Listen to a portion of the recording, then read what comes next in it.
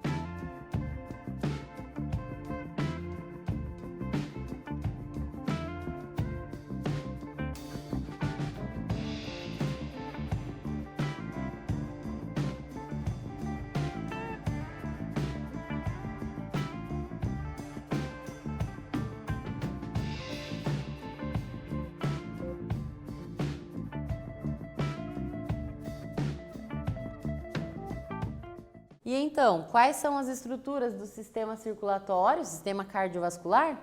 Se você respondeu a opção A, é isso mesmo.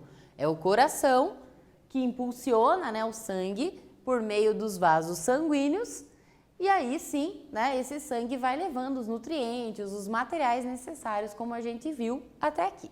Então, por isso a resposta era a letra A, coração, vasos sanguíneos e sangue, tá? São essas três estruturas que constituem o nosso sistema cardiovascular. Vamos falar um pouquinho então do coração. O coração funciona como uma bomba, né, que impulsiona o sangue para dentro dos nossos vasos sanguíneos, fazendo assim com que o sangue circule por todo o corpo. As paredes do coração, elas são formadas por um músculo bem forte, um músculo bem potente, tá? Chamado de miocárdio. Em volta do coração, por fora dele, tem uma pelezinha, uma película que reveste e protege ele, chamada daí de pericárdio, tá? Então, miocárdio é a musculatura interna das paredes do coração e pericárdio, a camadinha protetora externa que o coração apresenta. Será que você sabe, imagina, como que o coração é por dentro, a anatomia interna dele? Então vamos ver se você sabe através desse quiz. O coração humano é composto de, na opção A, uma cavidade interna apenas? Opção B, 2 cavidades internas? Opção C, 3 cavidades internas? Ou opção D, 4 cavidades internas? Como será que é o coração por dentro? Então tenta responder e já volto aqui para corrigir.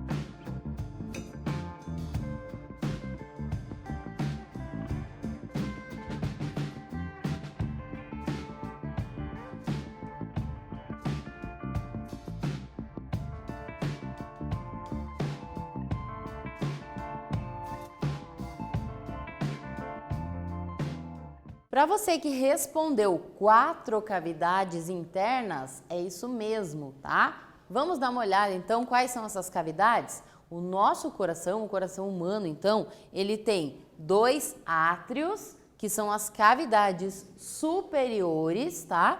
E 2 ventrículos, que são as cavidades inferiores do nosso coração. Então, guarda isso aí. O coração é dividido, né, internamente em 4 câmaras, 4 cavidades, tá? E além disso, outra coisa que a gente pode observar, né, é que existem aberturas aqui entre as cavidades superiores e as inferiores. Então, só frisando, átrios, as cavidades de cima, e ventrículos, as cavidades de baixo, tá? O átrio, né, o átrio direito e esquerdo, eles têm paredes mais finas, eles estão recebendo o sangue, olha só a flechinha aqui na imagem, eles estão recebendo o sangue que está vindo, né? Já os ventrículos, tá? Que são as cavidades de baixo, né, do coração, tá? As paredes aí são um pouquinho mais grossas, né? Por que que essas paredes são mais grossas? Porque aí a pressão vai ser maior, o coração vai impulsionar daí o sangue para que ele vá para o nosso corpo. Então as paredes dos ventrículos são um pouquinho mais grossas que as paredes dos átrios, tá? E como eu disse, além dessas 4 cavidades, o coração humano apresenta válvulas, chamadas de valvas, tá? Então, olha só, nesse GIF aqui, a gente consegue observar elas rapidamente abrindo e fechando, né? Aqui, ó, no momento em que ela abre, né, e fecha rapidinho, aqui também temos válvulas, ó. Essas aqui são as atrioventriculares. São válvulas que impedem o retorno do sangue dos átrios, né, e dos ventrículos. Então, quando o sangue desce, impede que ele volte ali, tá? Esse é o objetivo dessas válvulas. E aqui, essa válvula aqui, ó, ela vai impedir também o refluxo, né, que é essa mesma que a gente observa nessa outra imagem, ela vai impedir o refluxo do sangue para o ventrículo, para fazer com que esse sangue seja de fato impulsionado para o nosso corpo. E aí, chegamos ao final dessa aula, no momento da revisãozinha, né, dos conteúdos. O que nós falamos então ao longo dessa aula? Alguns pontos importantes. Que o sistema cardiovascular é composto aí pelo coração, pelos vasos sanguíneos e pelo sangue, tá? O sangue vai transportar, distribuir gases como o oxigênio, o gás carbônico, vai transportar nutrientes, vai transportar também aqueles resíduos que precisam ser retirados do nosso corpo. Através dos vasos sanguíneos, então, que esse sangue, né, vai sendo levado e vai desempenhando todo esse trabalho aqui. Nós vimos que os vasos sanguíneos podem ser de 3 tipos, as artérias, as veias e os capilares. E nós vimos que o coração humano é dividido em 4 cavidades internas, sendo elas os 2 átrios, que são as cavidades superiores, e 2 ventrículos, que são as cavidades inferiores, tá? Além disso, entre os átrios e os ventrículos, existem as válvulas, que vão impedir o refluxo do sangue. Então, ficamos por aqui nesta aula. Eu agradeço a sua atenção e até breve.